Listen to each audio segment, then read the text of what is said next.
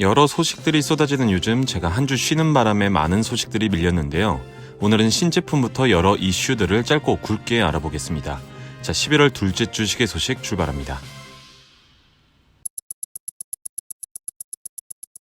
메이저 브랜드로 시작합니다. 라도는 몇 가지 소식이 있습니다. 먼저 하나는 언젠가 말씀드렸던 다이아스타의 출시 소식이고요.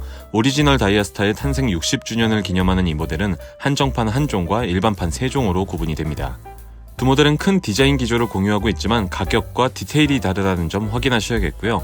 라도의 간판 모델인 캡틴 쿡도 새 모델이 공개되었습니다.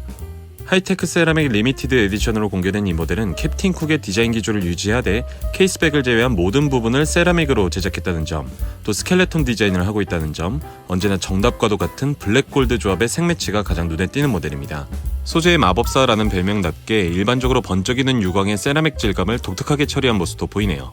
1962개 한정판인 이 모델은 610만원으로 책정되었으며 한국에서는 신세계 강남점에서만 구매하실 수 있습니다. 추가로 말씀드린 신세계 강남점은 9월에 오픈한 따끈한 부티크인데요. 라도의 신제품이나 한정판 모델을 이곳에서 가장 먼저 공개한다고 하니까 라도 팬분들은 꼭 눈여겨볼 지점이 되겠습니다. 해밀턴도 꽤 많은 신제품을 공개했습니다. 5가지의 블랙골드 에디션이고요. 기존 제품들의 색상 추가 모델로 보셔도 무방할 것 같습니다. 자세히 살펴보면 재즈마스터 2종, 판유럽 1종, 벤츄라 2종으로 구분이 되고 모델에 따라서 쿼츠와 오토매틱으로 구분됩니다. 제 경우에는 판유럽 모델이 가장 마음에 들었고 무난한 착용에는 재즈마스터, 독특한 커플 시계로는 벤츄라가 선택될 것 같습니다. 날씨가 추워지면서 아무래도 무채색 옷을 많이 입게 될 텐데 무난하면서도 포인트가 될 수 있는 이 모델들 홈페이지에서 한번 구경해보시면 좋겠습니다. 브라이틀링은 프리미에르 뚜르빌령을 공개했습니다. 총 3종으로 구분되는 이 모델은 모델마다 브라이틀링의 창립자 이름을 차용한 게 가장 큰 배경 이야기가 되겠고 43년 공개된 프리미에르의 기능은 유지하되 더 근사해진 디자인으로 돌아왔습니다. 부티크 무브먼트 제조사인 라주 페레와의 협업으로 만들어진 B21 무브먼트도 눈여겨볼 포인트고요. 마초적인 이미지가 강한 브라이틀링의 시계들 중에서도 비교적 유려한 디자인이 큰 강점이 되겠습니다. 윌리 브라이틀링 모델은 약 940만원대, 가스통, 레옹 브라이틀링은 약 790만원대입니다. 롤렉스도 근사한 모델을 공개했습니다. 롤렉스 최초의 티타늄 시계라고도 알려진 딥시 챌린저인데요.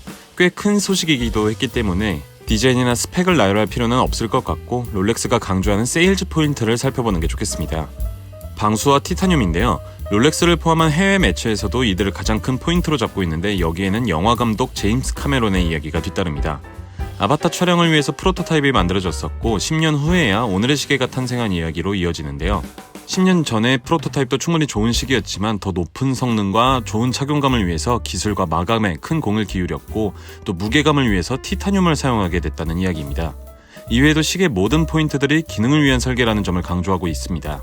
제임스 카메론에 대한 이야기는 이 시계가 제임스 카메론만을 위한 시계가 아니었겠지만 좋은 세일즈 포인트가 되었고요. 다른 구체적인 내용은 누군가 얘기했던 디자인은 기술을 위해 존재한다 라는 말이 생각나는 시기였습니다. IWC는 벌써 내년 준비를 시작했습니다. 연말연시가 되면 시계 회사들이 12지 신을 모티브로 한 시계를 공개하곤 하는데 올해는 IWC 소식을 가장 먼저 접하게 되었습니다. 포르투기저 오토매틱 40 차이니즈 뉴 이어 에디션입니다. 토끼해를 맞이해서 로또에 있는 토끼가 가장 인상적인 이 시계는 500개 한정판으로 제작이 되었고요. 국내 홈페이지 기준 1,100만원입니다. 차이니즈 뉴 이어 에디션이라는 모델명처럼 마치 중국을 겨냥한 듯한 붉은 색감도 포인트가 되겠고요. 작년에 호랑이 에디션을 소개할 때도 했던 말인데 새해라는 개념도 그렇고 12지 신이라는 게 아시아권에서는 통용되는 공통의 개념인데 이걸 굳이 차이니즈 뉴 이어 에디션으로 한정 짓는 게 좀 아쉬웠습니다. 조디악도 한정판 슈퍼시울프를 공개했습니다. 500개 한정판인 이 시계는 블랙 세라믹을 사용한 케이스가 가장 인상적이고요. 저는 세라믹만큼이나 마치 심해가 떠오르는 짙은 다이얼 색감도 무척 매력적이라 생각을 했습니다. 40mm 사이즈의 200m 방수 성능, 또 러버 스트랩을 기본 스트랩으로 사용하고 있고 말씀드린 것처럼 500개 한정판에 1,675달러에 판매 중입니다. 오리스도 한정판 시계가 나왔습니다. 발덴부르거반이라는 에디션이고요. 이는 독일의 발덴부르크 계곡을 오갔던 철도를 기념하기 위한 에디션입니다. 일단 이 계곡은 스위스 시계 제조 업체들의 생명선이라고도 알려져 있는데요. 오리스는 이가 지금의 오리스가 있을 수 있게 한 기반이 되었다고 설명하고 있습니다. 오는 12월 이 철로망이 새롭게 운행됨에 따라서 오리스도 이를 기념하기 위한 시계를 제작한 거고요. 포인터 데이트를 기반으로 한 이 모델은 케이스백의 기차 이미지를 제한다면 완벽히 새롭다는 느낌은 없지만 더없이 완벽한 디자인과 쨍한 다이얼 색감으로 호평을 듣는 중입니다. 1000개 한정판인 이 시계는 지금 300만원에 판매 중입니다. 바쉐론 콘스탄틴은 오버시즈 크로노그래프를 공개했습니다. 1억을 넘는 이 모델은 시계의 정점에 있다고 표현하고 싶을 정도인데 사실상 구매와 가까운 모델은 아니라서 이것저것 살펴보기보다는 그냥 디자인 구경만 해보고 넘어가겠습니다. 이외에도 다이얼에 그려진 물결 표현이 인상적인 새로운 다이버워치 MTP125 시리즈와 제가 아는 선에서 최초의 이너 베젤을 사용한 MTD 130 시리즈, 만약 10만원 이하에 출시된다면 또 저가 필드워치의 새로운 장을 열 수 있을 MTP2715 시리즈를 공개한 카시오, 최근 내놓고 있는 시계들마다 호평을 듣고 있는 와중에 오메가의 C마스터를 떠올리게 하는 다이얼 디자인을 가진 스탠다드 40mm를 출시한 타임엑스, 지금은 품절이 되어서 구매할 수는 없지만 로잉 블레이저와 협업해서 독특한 색감의 빈티지풍 시계를 공개했던 세이코, 평소에 아이콘은 물론 모리스 라크로아 자체에도 관심이 없던 저조차 이번에는 감탄할 수밖에 없었던 디자인의 아이콘 벤츄러 38을 공개한 모리스 라크로아 등의 소식으로 이어집니다. 자, 주요 제품들은 짧게라도 다뤄본 것 같으니까 이번에 마이크로 브랜드로 넘어가보죠. 최근 로만손이 여러 시계를 출시하고 있습니다. 얼마 전에 말씀드린 파일럿 시계를 포함해서 최근에는 클래식 오픈하트를 출시했는데요. 이전에도 오픈하트 모델은 있었지만 무브먼트가 변경되었고 오픈하트의 위치도 좌우가 바뀌었습니다. 기존 모델은 JST나 홈페이지에서 약 18만원대, 신모델은 약 31만원대에 판매 중입니다. 또 SNS로 와디즈를 통해 스켈레톤 워치 판매 예정을 광고하고 있습니다. 플랫폼이 좀 불안하긴 하지만 브랜드 자체에는 신뢰가 있기 때문에 관심이 있으신 분들은 신청하시면 되겠고요. 11월 23일 오후 2시에 이 시계는 오픈됩니다. 이건 최근 소식은 아니지만 해리엇의 소식도 전해드립니다. 해리엇 사장님이 지난 7월에 인스타그램을 통해서 해리엇의 소식을 전했었는데요. 코로나와 스마트워치 등으로 인해서 해리엇에 큰 영향이 있었고 이에 따라서 회사 운영에 어려움을 겪고 있음에도 다양한 변화를 준비하고 있다는 내용입니다. 영상을 통해서 한국전쟁을 키워드로 한 필드워치를 제작하고 싶어 하신다는 내용을 전했고요. 다른 글을 통해서 애플워치용 스트랩 제작을 시작했다는 내용도 전했습니다. 관련해서 소비자의 의견을 묻고 있는데 영상 조회수도 낮고 참여가 많지는 않아서 도움이 될까 싶어서 소식 전합니다.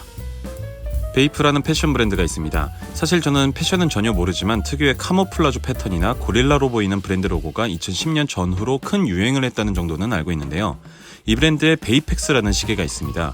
롤렉스의 디자인을 차용한 시계고 예전에도 빅뱅 등이 착용하면서 관심을 받았던 기억이 나네요. 한동안 잊고 살다가 SNS에 베이프 광고가 떠서 찾아봤는데 서브마리너 외에도 여러 바리에이션들이 생겨났더라고요. 보면 서브마리너도 다양한 색감이 추가되었고 익스플로러 같은 다른 디자인의 시계도 추가가 되었습니다. 저는 로고가 마음에 안 든다는 이유로 오마주 제품을 산다면 다른 제품을 추천하겠지만 경우에 따라서는 좋은 선택이 될 수도 있겠네요. 예전부터 수집의 가치가 있냐 없냐, 롤렉스와의 정식 콜라보다 아니다 등으로 말이 많았던 브랜드와 시계인데요. 이 시계에 대한 여러분들의 의견도 궁금합니다. 베어는 두 가지 시계가 출시되었습니다. 하나는 레이싱 크로노그래프 시계고요. 세 가지 디자인의 38mm, 42mm 두 가지 옵션으로 총 6종이 공개가 되었습니다. 1960, 70년대 시계에서 영감을 받은 이 시계는 딱 봐도 빈티지함이 느껴지는 디자인이 가장 큰 장점이고 VK63 메카 쿼츠 무브먼트의 가격은 $399입니다. 빈티지가 컨셉이니만큼 아무래도 크림 다이얼 시계가 가장 메인 모델일 텐데 선주문임에도 불구하고 42mm 모델은 벌써 매진이 되었습니다. 또 하나는 A7인데요. 트레디셔널 모델과 아틀라스 올리브로 구분됩니다. 베어 하면 떠오르는 가장 기본에 가까운 디자인과 미오타 9000번대를 사용한 점, 또 $699라는 경쟁력 있는 가격이 큰 강점인 시계입니다. 볼드는 의미 있는 한정판 시계를 판매하고 있습니다. 핑크 리본 프로젝트 혹은 핑크 파이터 프로젝트라고 불리는 이 프로젝트는 암 연구에 기여하는 프로젝트인데요. 많은 시계 회사들이 핑크를 컨셉으로 시계를 제작하고 있고 볼더도 이에 합류했습니다. 보이저라고 불리는 이 시계는 40mm 사이즈의 VK64 무브먼트를 사용했고 $399에 판매 중입니다. 판매액의 20%는 기부가 된다고도 하고요. 타키미터를 활용한 독특한 다이얼도 인상적이고 판매가나 의미도 좋은 시계니까 구경해보시면 좋겠습니다. 넘버링이라는 액세서리 샵이 있는데 재미있는 제품이 있어서 소개합니다. 1901이라는 제품이고 보시는 것처럼 시계 디자인을 차용한 팔찌입니다. 당연히 시계로서의 기능은 전혀 없고 아무래도 까르띠에에서 디자인을 차용한 걸로 보이죠. 특별히 각인 옵션도 없는 말 그대로 팔찌 그 자체입니다. 종종 이런 컨셉의 액세서리들이 보이곤 하는데 시계가 액세서리로서의 역할이 높아지는 걸 표현한 일종의 예술인 건가 싶습니다. 저는 구매할 마음은 없지만 구경해보시면 되겠고요. 넘버링 홈페이지에서 약 18만원에 판매 중입니다. 여러 이야기들도 살펴보죠. 연말이 다가오면서 여러 세일들이 진행 중입니다. 알리에서도 11월 11일 광군제를 기념해서 세일을 했었고 계절 세일이나 블랙 프라이데이 세일도 시작되고 있는 중입니다. 아직까지도 정리할 만큼 많은 양은 아니지만 메이저 브랜드라면 쇼핑몰, 마이크로 브랜드라면 공식 홈페이지를 통해서 세일 소식을 전하고 있으니까 메일 등록 등을 해놓으시면 도움이 될 겁니다. 11월 10일에는 GPHG라는 제네바 시계 그랑프리가 열렸습니다. 여기에서는 여러 전시나 와치메이커의 주요 인물 인터뷰 등이 진행되었고요. 각종 미디어에서 생중계를 하기도 한 큰 규모의 행사였습니다. 아무래도 여기서 가장 중요한 건 올해의 시계의 상을 수상한 목록들일 텐데요. 올해의 시계, 남성 시계, 여성 시계, 아이코닉 시계, 뚜르비용 시계, 크로노그래프 시계, 예술적 시계, 혁신 시계 등 약 20여 개의 부문이 있었습니다. 수상을 한 시계들을 보면 대부분 생소할 수도 있는 시계들인데 우리가 좀 익숙하다고 할 수 있는 시계는 다이버 시계상을 받은 튜더의 펠라고스와 아이코닉 시계상을 받은 태그호어의 모나코입니다. 펠라고스는 출시할 때부터 호평만 들리더니 결국 한 건 해냈습니다. 홈페이지에 가시면 더 많은 내용을 확인하실 수가 있고요. 영상 설명란에 링크 첨부해 두겠습니다. 오늘은 어째 롤렉스가 좀 많이 등장하는 것 같은데 롤렉스 테러 이야기로 마무리합니다. 지난 10월 말쯤 런던의 롤렉스 매장이 한 환경단체에 의해서 소화기를 사용한 페인트 테러를 당했는데요. 저스트 스탑 오일이라는 환경단체가 화석연료 사용 중단을 촉구하면서 이 같은 행동을 했습니다. 이 단체는 이전에도 미술관이나 자동차 회사를 향한 비슷한 행동을 한 적이 있었고 이 같은 행위가 바람직하지 못하다는 평과 함께 구설수에 오르내리고 있습니다.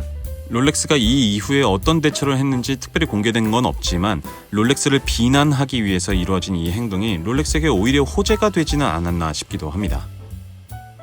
자, 이렇게 해서 지난주 소식들도 살펴봤습니다. 본격적으로 시계 시장이 바빠지는 시기가 다가오고 있는데요. 다음 주에는 또 어떤 소식들이 있을지 벌써부터 기대가 됩니다. 자, 그럼 저는 더 재밌는 이야기들로 찾아오겠습니다. 감사합니다.